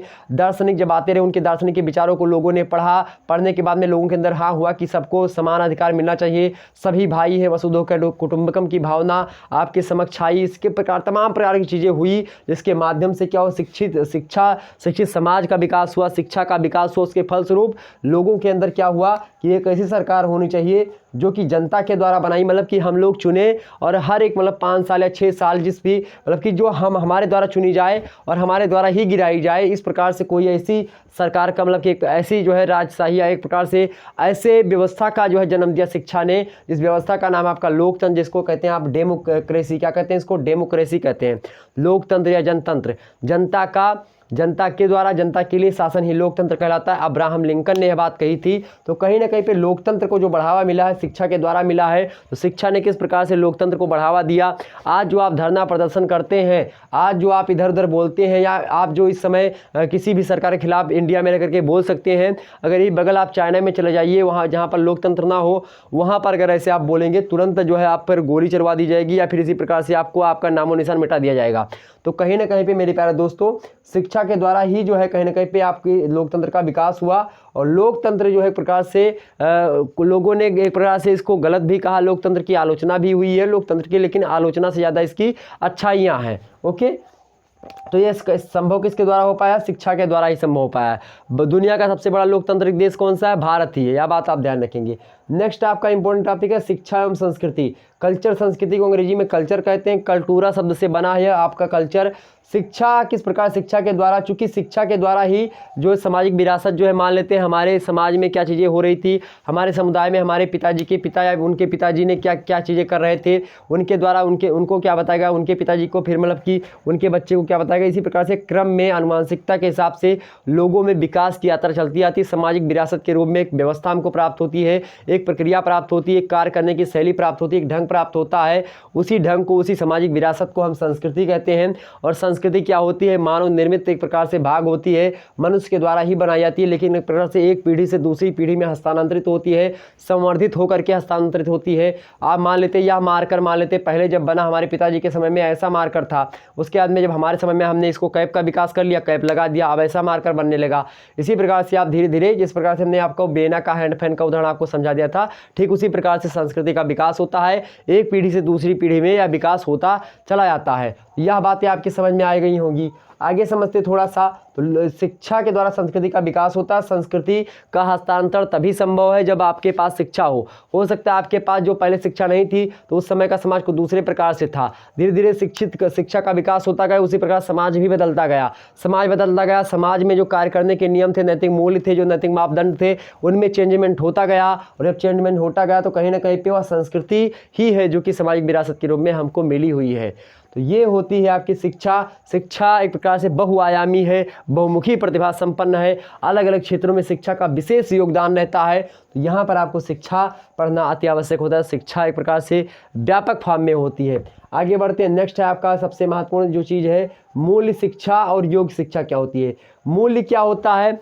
मूल्य एक प्रकार से आपने पढ़ा होगा सामाजिक मूल्य या नैतिक मूल्य, और उसी नैतिक मूल्य को अंग्रेजी में हम वैल्यू के नाम से जानते हैं। आखिरकार कोई नैतिक वैल्यू क्या सामाजिक वैल्यू, अब उसमें बहुत सारी वैल्यू होती हैं। आप जैसे कि सत्य, हिंसा हो गया, सहानुभूति हो गया, लोगों को देख करके दया हो गया, इसी प्रकार से बहुत सारी चीज़ें जो कि आपके समाज में वैध होती हैं। चोरी ना करना हुआ, एक प्रकार से बेईमानी ना करना हुआ, मतलब ईमानदारी के पथ पर चलना, ये सारे के सारे आपके नैतिक मूल्य हैं, आपके नैतिक चीज़ें हैं एक प्रकार से जो है। और बहुत सारी चीज़ें लोगों के अंदर एक प्रकार से क्या होना चाहिए, आपके अंदर दया की भावना, सहानुभूति होनी चाहिए, और एक प्रकार से लोगों के जो है एक प्रकार से आप उनको सहायता प्रदान करें, मतलब एक प्रकार से ऐसी व्यवस्था होनी चाहिए। तो ये सब मूल्य हैं कहीं ना कहीं पे आपके। तो इन मूल्यों को हम नैतिक मूल्य या फिर सामाजिक मूल्य के नाम से जानते हैं। और उन मूल्यों का डेवलपमेंट कैसे होता है? उन मूल्यों का डेवलपमेंट सामाजिकरण की प्रक्रिया के तहत होता है, सोशलाइजेशन से होता है। और वह सोशलाइजेशन हमने शुरुआत में आपको बता दिया, वह शिक्षा के द्वारा होता है, वह शिक्षा के कारण से ही संभव हो पाता है। तो शिक्षा के द्वारा सामाजिकरण की प्रक्रिया के तहत होता क्या है, बच्चे के अंतर्गत जो मूल्य होते हैं उस मूल्यों को जानता है। आखिरकार किसी समाज में क्या मूल्य चल रहे हैं, किसी समाज में क्या मूल्य हैं, जो मूल्य होते हैं हमने आपको बता दिया, नैतिक मूल्य, सामाजिक मूल्य एक ही मूल्य होते हैं। नैतिक मूल्य आप समझते हैं मोरल जो वैल्यूज़ होती हैं आपकी, क्या चीज़ें समाज में जो सही होती हैं। हो सकता है किसी समाज में जो है लिविंग रिलेशनशिप सही हो, लेकिन मान लेते हैं अपने भारतीय समाज में ये सही नहीं है। एक लड़का एक लड़की शादी के बिना अगर एक जो है कमरे में रहते तो वह अपने भारतीय समाज में वैध नहीं है, तो वह सामाजिक मूल्य नहीं है भारतीय दृष्टि से। लेकिन वही अगर बात करें हम इंग्लैंड में या फिर जो है यूरोपीय कंट्रीज़ में देखें, तो यूरोपीय कंट्रीज़ में आप देखेंगे तो वहाँ पर ये चीज़ें वैध है, तो वहाँ पर ये चीज़ें वैध है, तो वहाँ पर उसका वहाँ का नैतिक मूल्य, उस समाज का, उस सोसाइटी का वह जो है मोरल वैल्यूज़ है। तो यहाँ पर मेरे प्यारे दोस्तों मोरल वैल्यूज अलग अलग समाजों में अलग अलग प्रकार से होते हैं, जिनको शिक्षा के द्वारा ही समझा सकता है। इसलिए शिक्षा शास्त्र में हम वैल्यूज को समझते हैं। इस वैल्यू का सीधा सा मतलब नैतिक वैल्यू से होता है, नैतिक मूल्य से होता है। नेक्स्ट है आपका योग शिक्षा। योग शिक्षा क्या होती है आपकी? योग मतलब क्या होता है, सीधा समझिए। योग जो होता है पुरानी परंपरा से चली जाती है। अष्ट योग, अष्ट सिद्धि योग आपने सुना होगा, 8 जो है या फिर 11 या फिर इस प्रकार से 5 कहीं ना कहीं पे अलग अलग प्रकार से योग बताए गए हैं। उन योग के माध्यम से जप तप इसी प्रकार तमाम सारी चीज़ें होती हैं। किसी दिन विस्तार से समझाएंगे योग क्या होता है। योग एक प्रकार से जो है आत्मा को परमात्मा से मिलाने का एक माध्यम होता है, एक प्रक्रिया होती है। इस प्रक्रिया के तहत इहलोक से परलोक को जा सकता है। धर्म अर्थ काम मोक्ष की चीज़ें इसमें जो है योग शिक्षा के अंतर्गत ही आती हैं। पुरुषार्थ क्या होता है ये कहीं ना कहीं पे इसी के अंतर्गत आता है। लेकिन मेरे प्यारे दोस्तों योग शिक्षा का सीधा सा मतलब ये नहीं होता, एक ही पक्ष से नहीं होता, इसके विभिन्न आयाम है, विभिन्न पक्ष है, वो सभी को हम विस्तार से किसी दिन समझेंगे। यहाँ पर नेक्स्ट है आपका अगला है राष्ट्रीय एकता के लिए शिक्षा। यहाँ पर राष्ट्रीय एकता के लिए शिक्षा की क्या भूमिका होती है? आखिरकार जो शिक्षा होती है मेरे प्यारे दोस्तों, उसमें मतलब शिक्षा के द्वारा किस प्रकार से राष्ट्रीय एकता को हम पिरोए रख सकते हैं। जैसे भारत की अगर बात करें तो भारत के विशेष संदर्भ में आप शिक्षा शास्त्र का अध्ययन कर रहे हैं। अब शिक्षा शास्त्र मेरे प्यारे दोस्तों, शिक्षा शास्त्र में जब शिक्षा के बारे में हम बात करें तो शिक्षा के द्वारा किस प्रकार से हम राष्ट्रीय एकता को प्रेरित कर सकते हैं।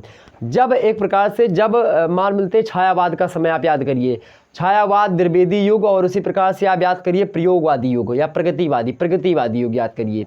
ओके, तो प्रगतिवादी, प्रयोगवाद, छायावाद और द्विवेदी युग या भारतेंदु युग याद करेंगे आप। जितने भी आधुनिक काल हैं वहाँ पर एक प्रकार से समाज, चूँकि समाज जो होता है मतलब साहित्य जो होता है समाज का दर्पण होता है, और समाज में उस समय क्या जागृति चल रही थी, राष्ट्रीय एकता की। और कुछ समय तक लोग यही नहीं जानते थे कि राष्ट्रीय एकता क्या होती है, राष्ट्रवाद क्या होता है, नेशनलिज्म किसको कहते हैं, व्हाट डू मीन नेशनलिज्म, या व्यक्तियों को नहीं पता था। और जब यह व्यक्तियों को नहीं पता था तो पता कैसे हो, शिक्षा के द्वारा पता हो। जब आप पढ़ेंगे ना तभी तो सारी बातें पता होंगी ना उनको। तो कहीं ना कहीं पे जो राष्ट्रवाद की भावना होती है वह शिक्षा के द्वारा हमको प्राप्त होती है, शिक्षा के द्वारा ही हमको मिलती है। तो राष्ट्रीय एकता में शिक्षा की एक महत्वपूर्ण भूमिका होती है। भारतीय ऐसी विविधतापूर्ण कंट्री में, भारतीय ऐसी विविधतापूर्ण क्षेत्र में, विविधतापूर्ण देश में, विविधतापूर्ण मेरे प्यारे दोस्तों यहाँ पर राज्य में अलग अलग प्रकार के जाति के लोग रहते हैं, धर्म के लोग रहते हैं, विभिन्न प्रजाति के लोग रहते हैं, विभिन्न भाषा को बोलने वाले लोग रहते हैं, विभिन्न स्थानों पर लोग जो रहते हैं वो अलग अलग स्थानों पर रहते हैं। कोई पहाड़ी है, कोई जो है नदी किनारे रह रहा, कोई मेरे प्यारे दोस्तों मैदानी भाग से बिलोंग कर रहा है। अलग अलग क्षेत्र के लोग, भौगोलिक जो है विविधता है, सांस्कृतिक विविधता है, धार्मिक विविधता है, इसी प्रकार सामाजिक विविधता है, सामुदायिक विविधता है, सांप्रदायिक विविधता है, कई प्रकार की विविधता भारतीय समाज में विद्यमान है। और उन सभी विविधताओं को अगर समाप्त करना है, उन सभी विविधताओं को अगर प्रकार से एकता में पिरोए रखना है तो कहीं ना कहीं पे आपको शिक्षा बहुत ही ज़रूरी है। क्योंकि शिक्षा अगर नहीं होती, किसी कोई व्यक्ति मान लेते शिक्षा शिक्षित नहीं है, तो जो ध्यान रखें 80% लगभग अशिक्षित लोग ही क्या बनते हैं, 80% अशिक्षित लोग ही जो है बाल अपराधी बनते हैं। जो व्यक्ति शुरुआत में शिक्षा नहीं ग्रहण कर पाता वही आगे चल करके बाल अपराधी बनता है, और वही बाल अपराधी धीरे धीरे बड़े अपराध करते रहते हैं, और एक प्रकार से वह अपराधी बन जाते हैं, और वह अपराधी एक प्रकार से क्या करते हैं, देश को एक प्रकार से, देश में तमाम प्रकार, जिसे आप इस समय देख रहे हैं नक्सलवाद की समस्या बनी हुई है। अब नक्सलवादी एक प्रकार से राष्ट्रवादी नहीं है, क्योंकि वह अपने राष्ट्र के प्रति, आपने देखा होगा सैनिकों को वहाँ पर, तो कहीं ना कहीं पे ये जो नक्सलवाद है वह राष्ट्रवाद के लिए खतरा है। अगर वह नक्सली लोग जो इस समय दंगे फसाद कर रहे हैं, अगर वह लोग पढ़े लिखे होते तो ऐसी चीज़ें ना करते। तो पढ़े लिखे नहीं, उनके अंदर शिक्षा अर्थात ज्ञान की कमी है, इसलिए वैसा कदम उठा रहे हैं। उनको शिक्षित करना सबसे महत्वपूर्ण चीज़ होनी चाहिए। तो जनजातीय क्षेत्र के लोग हैं वो आखिरकार जब तक उनको शिक्षा नहीं मिलेगी, शिक्षित नहीं होंगे वह, तब तक एक प्रकार से उनके अंदर राष्ट्रीय एकता की भावना नहीं आएगी। कोई दक्षिण भारत के लोग कहीं पे उत्तर भारत को अपने देश का नहीं मानते, जो लोग पढ़े लिखे नहीं हैं। लेकिन जो लोग पढ़े लिखे, नई नई मूवीज़ आती हैं उनमें देखता है कि उत्तर भारत दक्षिण भारत सब एक ही है, चाहे पूर्वोत्तर भारत हो, चाहे आपका जो है पश्चिमी भारत हो, या इसी प्रकार से मेरे प्यारे दोस्तों आपका जो है दक्षिणी भारत हो या फिर उत्तरी भारत हो, सभी एक प्रकार से भारत के अंतर्गत ही रहते हैं।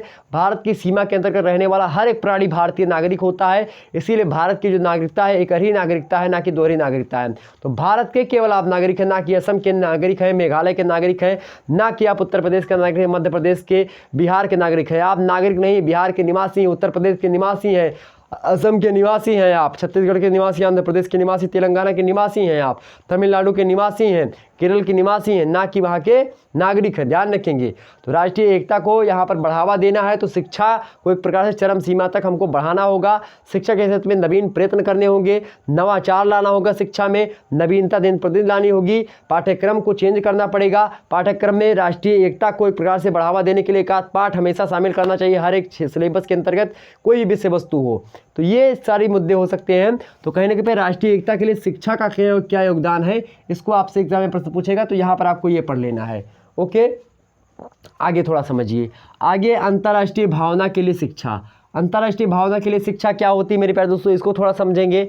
आखिरकार जो अंतर्राष्ट्रीय भावना होती है उसके लिए शिक्षा कैसी होती है। शिक्षा एक प्रकार से एक व्यापक वस्तु है। हमने आपको शुरुआत में बताया कि शिक्षा के द्वारा क्या होता है, व्यक्ति स्वयं के बारे में ना सोच करके समस्त राष्ट्र के बारे में, समस्त ब्रह्मांड के बारे में, समस्त पृथ्वी मंडल के बारे में सोचने का प्रारंभ कर देता है। और जो व्यक्ति अपने भारत की मैं बात करूं तो भारत जैसे विशाल देश में भाषा समुख्या मधुरा दिव्या गीर्वाण भारती तस्या ही मधुरम काव्यम तस्मादेपि सुभाषितम, या जो है एक प्रकार से अयम निजा परोबित गणना लघु सचेत साम और वसुधैव कुटुंबकम की भावना रखने वाले अपने भारतीय देश की बात करूँ, भारतीय संस्कृति की बात करूँ मेरे प्यारे दोस्त, तो भारतीय संस्कृति में क्या है, भारतीय संस्कृति में कहीं ना कहीं पे आप देखते हैं कि हम अंतर्राष्ट्रीय लेवल पर शांति सुरक्षा को बनाए रखने के लिए हमेशा प्रेरित रहते हैं। अपने भारतीय संविधान में नीति निर्देशक तत्व में भी इस बात का मेंशन किया गया कि अंतर्राष्ट्रीय जो एकता को हम बढ़ावा देंगे, अंतर्राष्ट्रीय स्तर पर हम अंतर्राष्ट्रीय स्तर पर शांति का माहौल बनाए रखने का प्रयास करेंगे। तो भारत इसमें महत्वपूर्ण योगदान निभाता है। और कहीं ना कहीं पे जिस देश के व्यक्ति जो है जितने ज़्यादा पढ़े लिखे होंगे, और पढ़ाई लिखाई केवल किताबी पढ़ाई नहीं है, मात्र किताबी पढ़ाई कि हाँ उसने पढ़ लिया, अंग्रेजी पढ़ लिया, हिंदी पढ़ लिया, वो पढ़ने से आपकी जो है सारी चीज़ें नहीं हो जाएंगी। उसके बारे में आपको मानवता के बारे में आपको थोड़ा बहुत ज्ञान होना चाहिए। आप जो है मानव के जो क्रियाकलाप होते हैं, मानव की चीज़ें क्या होती है उसके बारे में आपको ज्ञान होना चाहिए। और जब ऐसा ज्ञान होता है किसी व्यक्ति के अंतर्गत, चाहे वह किसी भी देश का हो, तो वह वसुधैव कुटुंबकम की भावना को सोचता है। हमारी भारतीय संस्कृति की बात करें तो हम लगातार इसी प्रकार सभी देशों के लोगों को बराबर समझते हैं, सभी को समान समझते हैं, सभी लोगों को समान अधिकार देना चाहिए, समानता स्वतंत्रता सभी को बराबर मिलनी चाहिए, यह भारतीय संविधान भी कहता है और भारत के लोग भी कहते हैं। तो भारत एक प्रकार से इसमें अहम भूमिका निभाता है, क्योंकि भारत के लोग अब शिक्षित हो रहे हैं और भारत की शिक्षितता जो है एक प्रकार से विलीन हो गई थी। भारतीय शिक्षा विलीन हो गई थी। क्यों विलीन हुई भारतीय शिक्षा? अंग्रेज लोग आए, यूरोपीय कंट्रीज से बहुत सारे लोग आए, लगातार आक्रमण होते गए। भारतीय समाज में, भारतीय संस्कृति में एक नालंदा विश्वविद्यालय जैसी लाइब्रेरी थी जिसको लगभग बहुत सालों तक जलती रही, उसको जला के गए थे। उसकी जो समस्त जो है पुस्तकें थी जिसमें अच्छी अच्छी चीज़ें लिखी हुई थी, उनको क्या कर दिया गया, उनको मेरे प्यारे दोस्तों जला दिया गया। जो अच्छी चीज़ें थी उनको उठा ले गए और वही लोग जो है उसका जो क्या करके उसको जो है मतलब मेरे प्यारे दोस्तों उसका अनुवाद करके अपने अपने जो है नियम निकाल रहे हैं। कहीं ना कहीं पे तुलसीदास जी ने अपने पहले अगर बात करूं तो उन्होंने न्यूटन से पहले क्रिया प्रतिक्रिया का नियम दे डाला था। जय गिर चरण दिए हनुमंता चले सोगा पाताल तुरंता, जिम अमोघ रघुपत करवाना, यही भांति चले वो हनुमाना।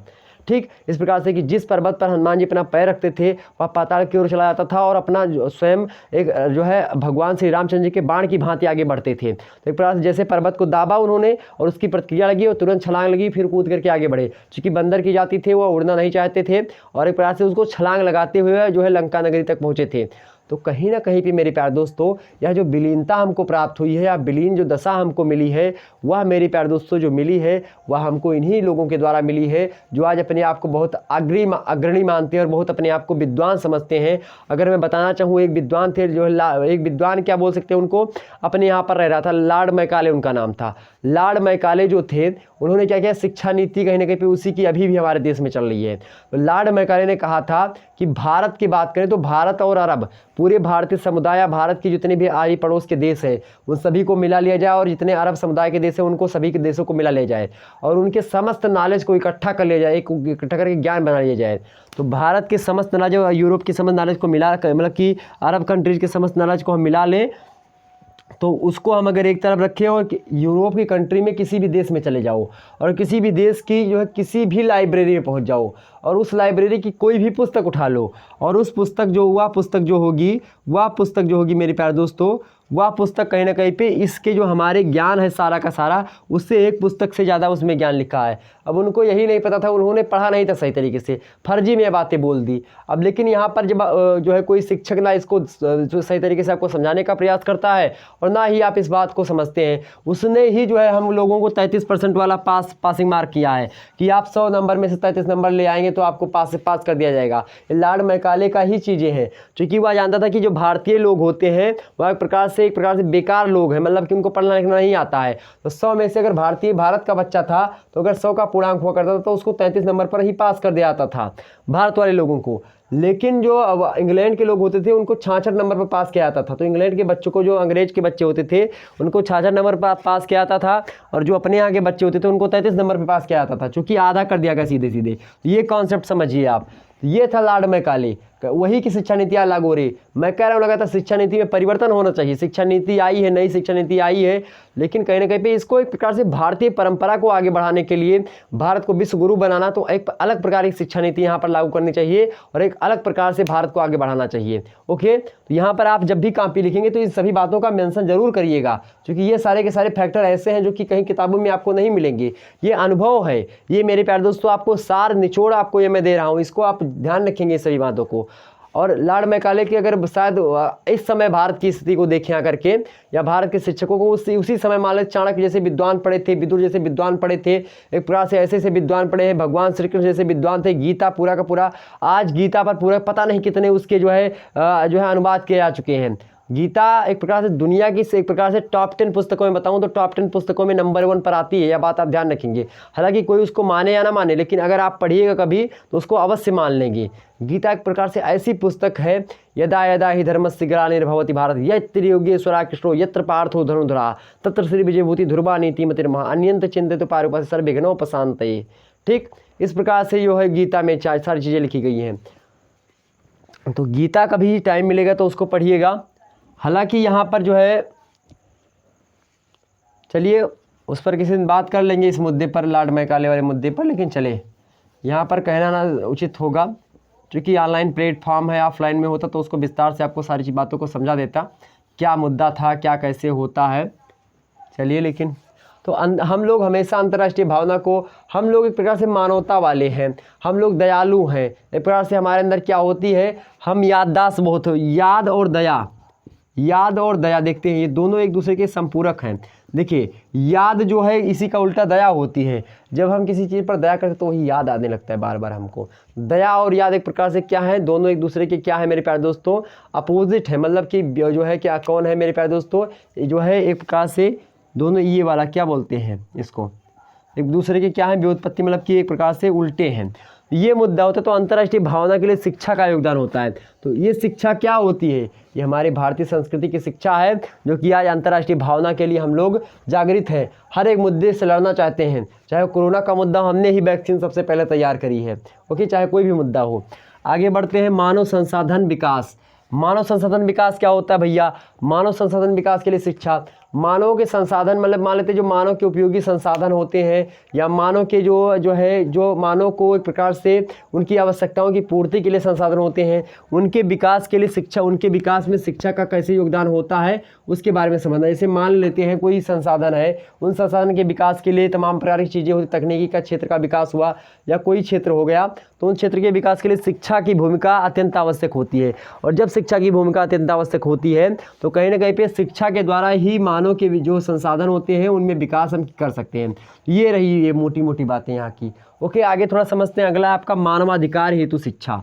मानवाधिकार शिक्षा क्या होती है? मानवाधिकार, संयुक्त राष्ट्र संघ की बात करूं तो वहां से मानवाधिकार की चीज़ें बताई गई। मानवाधिकार वह अधिकार होते हैं जो कि दुनिया भर के समस्त मानवों को प्राप्त होते, चाहे वह किसी भी देश की क्यों ना हो। किसी को दास नहीं समझा जाएगा, किसी पर दास्ता नहीं होगी, छुआछूत का अंत होगा। इसी प्रकार सभी नागरिक जो है दुनिया के पृथ्वी के जितने भी लोग हैं सभी समान होंगे। कोई भी नागरिक के साथ भेदभाव नहीं किया जाएगा, किसी को ज़बरदस्ती काम पर नहीं लाया जाएगा। छोटे बच्चों को एक प्रकार से जो है नौकरी पर जो है 14 साल से नीचे उनको गलत कामों में नहीं जो है पिरवाया जाएगा। एक प्रकार से ये सारे के सारे क्या है, एक प्रकार से क्या है, मानवाधिकार है कि कोई सरकार चाहे जिस भी देश की सरकार हो अपने सरकार के नागरिकों को तंग नहीं कर सकती। जैसे कोई धरने में बैठा, मान लेते लोकतंत्र भारत में अगर धरने में कोई बैठा उस पर लाठीचार्ज करवा दे, मतलब कि कोई बिना कारण से, और ज़बरदस्ती मार पीट करके हमेशा सरकार में बने रहे अपने आप, तो वो एक प्रकार से मानवाधिकार के खिलाफ हो जाती है। जब भी किसी बंदे पर, किसी व्यक्ति पर अत्याचार होता है तो वह यूएनओ में जाता है, मतलब संयुक्त राष्ट्र संघ में आता है और अपने मानवाधिकार का जो हनन हुआ है उसके को लेकर के केस करता है। तो वहाँ से जो है एक प्रकार से भारत सरकार को संदेश आता है कि ऐसा मत करिए, आप मानवाधिकार के खिलाफ जा रहे हैं। तो मानवाधिकार एक प्रकार से विश्व विरासत है यह, और कहीं ना कहीं पे यह बातें तभी आप जान पाएंगे जब आप शिक्षा को पढ़ेंगे, शिक्षा को जानेंगे। तो शिक्षा एक प्रकार से आपके अधिकारों को जानवाती है जो कि यह मानव के अधिकार होते हैं। मानवाधिकार का मतलब होता है मानव के अधिकार, आपके पर्सनल क्या अधिकार होते हैं विश्व स्तर पर और अपने देश के स्तर पर। इसको जानना है तो आपको शिक्षित होना पड़ेगा, शिक्षा के क्षेत्र में आपको आगे बढ़ना पड़ेगा। इसी के साथ ही साथ नेक्स्ट आपका होता है भारतीय संविधान, मानवाधिकार एवं कर्तव्य। यहाँ पर मानवाधिकार आप और पर्यावरण अध्ययन, उसके बाद में राष्ट्र गौरव, ये 3 मुद्दे जो होते हैं आपके बीए फर्स्ट ईयर में पूछे जाएंगे। आपका अनिवार्य प्रश्न पत्र होता है, वहाँ पर 100 में से आपको अगर 33 क्वेश्चन आपके सही हैं तभी आपको पास कर दिया जाता है। बाकी आप कोई भी प्रश्न पत्र में पास, सभी प्रश्न पत्रों में पास, लेकिन जो अनिवार्य विषय वस्तु है राष्ट्र गौरव, पर्यावरण एवं जो है आपका जो है मानवाधिकार, अगर उसमें आप फेल हो जाते हैं तो आपको जो है प्रकार से फिर से पढ़ना पड़ेगा। ये मुद्दा होता है। यहाँ पर समझते हैं नेक्स्ट जो आपका सबसे लास्ट इंपॉर्टेंट टॉपिक है भारतीय संविधान। भारतीय संविधान में मानवाधिकार और उसके बाद में उसका कर्तव्य। भारतीय संविधान के अंतर्गत अगर बात करें तो भारतीय संविधान एक प्रकार, भारतीय संविधान में क्या क्या चीज़ें होती हैं। भारतीय संविधान में मेरे प्यारे दोस्तों अनुच्छेद हैं, और अनुच्छेदों की संख्या कितनी है? तो भारतीय संविधान में अनुच्छेदों की संख्या जो है मेरे प्यारे दोस्तों वह 395 पहले थी। आज के परिप्रेक्ष्य में देखा जाए तो हालांकि मूल रूप से 395 ही अभी भी हैं, लेकिन उनमें काखा गाघा या फिर 1, 2, 3 इस प्रकार सेक्शन में परिवर्तन हुआ है। इस प्रकार से लगभग 460 से अधिक जो है अनुच्छेद की जो है संख्या बढ़ चुकी है आज के परिप्रेक्ष्य में। बात करें मेरे प्यारे दोस्तों और जो है अनुसूची होती हैं, और अनुसूची में मेरे प्यारे दोस्तों कितनी अनुसूचियाँ पहले थी? पहले भारतीय संविधान में 8 अनुसूचियाँ थी। एग्जाम में प्रश्न पूछेगा, पहले भारतीय संविधान में 8 अनुसूचियाँ थी, अब कितनी अनुसूचियाँ हैं? अब 12 अनुसूचियाँ हो गई। 8वीं अनुसूची किससे संबंधित है? भाषा से संबंधित है। ओके, ध्यान रखेंगे। नेक्स्ट है आपका भाग। भाग जो थे पहले मेरे प्यारे दोस्तों 22 हुआ करते थे, आज के परिप्रेक्ष्य में 25 है। ध्यान रखेंगे इतनी बात। ओके, अभी भी 22 है लेकिन कहीं ना कहीं 25 हो गए, फिर 3 घट भी गए हैं, 3 बढ़े भी हैं। तो ये मुद्दे जो होते हैं उससे संबंधित है भारत मतलब कि अनुच्छेद से। अब इन्हीं अनुच्छेदों में जो है अनुच्छेद अगर बात करूँ तो यहाँ पर जो है 1 से लेकर के 5 अनुच्छेद तक जो है आपका 1 से लेकर के 4 भारत एवं उसका राज्य क्षेत्र शामिल है, और 5 से लेकर के 11 आपकी नागरिकता शामिल है, ठीक, सिटीजनशिप जो होती है। और उसके बाद में यही 12 से लेकर के 35 जो सबसे महत्वपूर्ण है, क्योंकि आप यहाँ पर मानव अधिकार देखते हैं तो भारतीय परिप्रेक्ष्य में मानव अधिकार भारतीय संबंध के अंतर्गत मानव के रूप में अधिकार कितने दिए गए हैं? यहाँ पर 12 से 35 तक लगभग 6 अधिकार दिए गए हैं। और 6 अधिकारों में आपका जो है प्रकार से कौन कौन से अधिकार आते हैं? आपका जो समानता का अधिकार पहला होता है, और दूसरा होता है स्वतंत्रता का अधिकार, तीसरा होता है मेरे प्यारे दोस्तों शोषण के विरुद्ध अधिकार, चौथा होता है मेरे प्यारे दोस्तों आपका जो है धार्मिक स्वतंत्रता का अधिकार, और 5वां होता है आपका शिक्षा एवं संस्कृति संबंधी अधिकार जो कि केवल और केवल अल्पसंख्यकों को ही प्राप्त है, और जो 6वां होता है आपका वो संवैधानिक उपचारों का अधिकार होता है। इसी से पहले एक अधिकार हुआ करता था, 7 मौलिक अधिकार हुआ करते थे। आज के परिप्रेक्ष्य में केवल और केवल कितने हैं? 6 ही हैं। उसमें एक संपत्ति का अधिकार हुआ करता था जो कि अब इस समय एक विधिक अधिकार है, मतलब कानूनी अधिकार है। ओके, तो आपसे ये भी प्रश्न पूछा जा सकता है। तो 1235 से है, और उसके बाद में 36 से 51 तक आपका क्या है? 36 से 51 मेरे प्यारे दोस्तों नीति निर्देशक तत्व है, मतलब DPSP directive principles of state policies है। और इसी के बाद में 51 का के अंतर्गत आपका जो है क्या है मेरे प्यारे दोस्तों, यह जो कर्तव्य लिखा हुआ है मौलिक कर्तव्य यह शामिल है। यह मौलिक कर्तव्य 51 का के अंतर्गत है। भाग 4 मतलब कि भाग पूछे भाग 4 का काम में संकलित है। भाग 4 के काम में भाग 1 ये है आपका 1 से 4, भाग 2 मेरे प्यारे दोस्तों 5 से 11 है, भाग 3 12 से 35 और भाग 4 आपका 36 से 51 नीति निर्देशक तत्व। ये जो होते हैं ये अधिकार होते हैं 12 से 35 आपको प्राप्त है। और 12 से 35 जो अधिकार प्राप्त है इसमें आपको जो है समता का अधिकार मतलब कानून के हिसाब से सबको बराबर देखा जाएगा। इसी प्रकार से स्वतंत्रता का अधिकार मतलब कि इसी प्रकार से समानता के अधिकार में धर्म जाति 15 अनुच्छेद 15 में कहा गया। अनुच्छेद 14 में कहा गया कि जो है विधि के समक्ष क्षमता मतलब कि कानून के हिसाब से सभी को बराबर देखा जाएगा। इसी के बाद में 15 में कहा गया धर्म जाति लिंग जन्म स्थान इत्यादि के आधार पर कोई भेदभाव नहीं किया जाएगा। इसी प्रकार से मेरे प्यारे दोस्तों आगे बढ़ते हैं और आगे तमाम प्रकार की चीज़ें जो आपके जो है 16 अनुच्छेद आता है उसमें लोक नियोजन के विषय में अवसर की समानता, नौकरी वगैरह में सभी को समानता मिलेगी, लेकिन इसी में जो है आरक्षण वगैरह जो है ये अपवाद स्वरूप आ जाते हैं। और उसके बाद में आपका 17 आता है उसमें जो है अस्पृश्यता का अंत बताया गया है, मतलब कि जो अस्पृश्य जातियाँ होती थी उनको अब अस्पृश्य नहीं मतलब कि अनटचबिलिटी को खत्म कर दिया गया पूर्ण रूप से। इसके बाद में जो 18 अनुच्छेद है वह उपाधियों के अंत के बारे में बात करता है। ओके, इसी प्रकार से आगे बढ़ते हैं तो अनुच्छेद 19 से लेकर के मेरे प्यारे दोस्तों स्वतंत्रता का अधिकार आ जाता है। स्वतंत्रता के अधिकार में 19 के एक अंतर्गत आप बोल सकते हैं, उसके बाद में कहीं पर संगठन बना सकते हैं, उसके बाद में बी के अंतर्गत मतलब कि सभा कर सकते हैं, उसके बाद में संगठन बना सकते हैं सी के अंतर्गत, डी के अंतर्गत उस संगठन से आप कहीं पर आ जा सकते हैं भारत के कहीं पर क्षेत्र में। इसी प्रकार से मेरे पास दोस्तों आ जाने के उपरांत आप ये संविधान का टॉपिक है, हालांकि जो मैं बता रहा हूँ आपको इतना डीप नहीं पूछा जाएगा, वैसे जो है कहीं आ जा सकते हैं, कहीं पर धंधा कर सकते हैं, कहीं पर बस सकते हैं, ये सारी की सारी स्वतंत्रता आपको प्राप्त है। यह बात आप ध्यान रखेंगे। आपको कानून संबंधी को स्वतंत्रता प्राप्त है, आपको मेरे प्यारे दोस्तों जो अल्पसंख्यक उनको भी स्वतंत्रता प्राप्त है, समानता प्राप्त है, तमाम प्रकार की चीज़ें प्राप्त है भारतीय संविधान के अंतर्गत। वही चीज़ें इसके अंतर्गत हमको पढ़ना होता है। मौलिक अधिकार है उसके अंतर्गत और कर्तव्य है मौलिक कर्तव्य। कर्तव्य क्या होते हैं? कर्तव्य जो होते हैं हमको अपने भारत की संविधान और गौरव मर्यादा अखंडता को बनाए रखना है एवं सुनिश्चित करने के लिए उसमें हमेशा अपने आप को आगे रखना है। एक प्रकार से हमने हमारे जो ध्वज है उसको हमारे ध्वज को एक प्रकार से हमेशा सम्माननीय दृष्टि से देखना है, उसको सम्मान को उसके बनाए रखना। इस प्रकार से बहुत सारे जो 11 कर्तव्य हैं आपके संकलित हैं, उन 11 कर्तव्यों के बारे में हमको थोड़ा बहुत जानकारी होना चाहिए। वैसे ज़्यादा प्रश्न नहीं पूछेगा आपसे, जो है अनुच्छेद यहाँ मानव अधिकार से प्रश्न पूछेगा 12 से 35 के बीच में। ओके, किसी दिन समझा देंगे विस्तार से अगर टाइम मिला तो ये सारे के सारे मुद्दे ऐसे थे 14 के 14 इंपॉर्टेंट टॉपिक जो कि बहुत ही ज़्यादा महत्वपूर्ण थे। हमने सारे को एकदम सारे टॉपिक्स को विस्तार से अधिकतर मोटी मोटी समझ सभी के बारे में हमने ले ली। अब इसी प्रकार से अगर सेकंड पेपर की वीडियो चाहिए तो इस वीडियो को ज़्यादा से ज़्यादा आपको शेयर करना है, ज़्यादा से ज़्यादा वीडियो को लाइक करके, और हमको यह बताना है कि हाँ सर मुझे सारी बातें समझ में आ रही हैं। और इसी प्रकार से नेक्स्ट वीडियो आप लाइए, किस सब्जेक्ट की वीडियो चाहिए उसको भी बताने का प्रयास करेंगे। मिलेंगे नेक्स्ट वीडियो में, तब तक के लिए जय हिंद जय भारत।